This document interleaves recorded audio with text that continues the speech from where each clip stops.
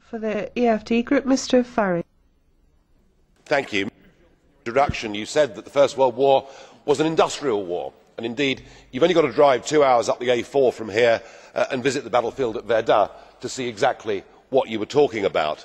For those that haven't visited, I think it's probably the grimmest battlefield I've certainly visited on the Western Front, or indeed anywhere in the world, and it was something that had such a huge psychological effect on France that it very much dominated the thinking of Monet and Schumann post 1945 that this awful thing must never happen again.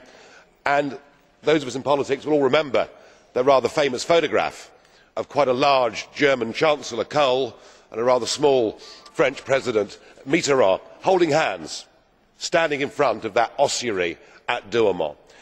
And so the whole European project comes from the disaster that was sparked by the First World War, and it is entirely understandable that people should have sought ways to prevent such awfulness.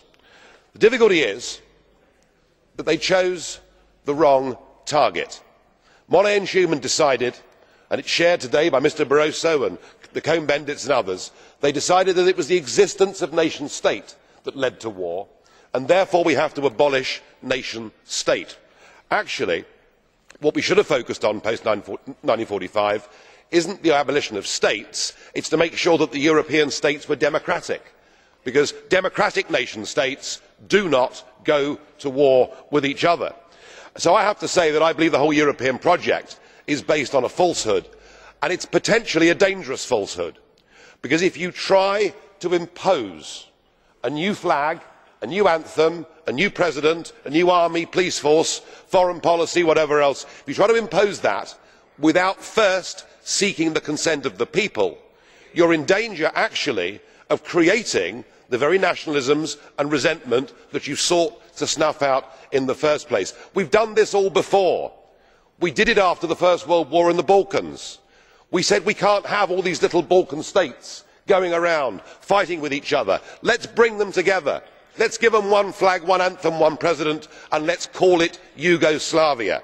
And it led to horrific wars since 1990, the deaths of tens of thousands of people as people have fought to get out of a false state.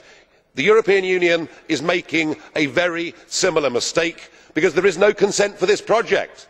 I have heard people this morning talking about the need for a United States of Europe on a federal model.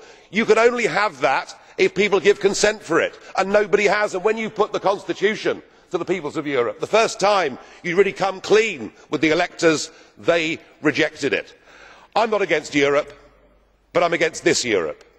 I want a Europe of independent, sovereign nation states that trade together, that work together, that cooperate together, and I believe the European elections this year will mark a turning point. The tide is turning. You are backing an outdated model that seeks to get rid of a problem that actually has not existed since 1945.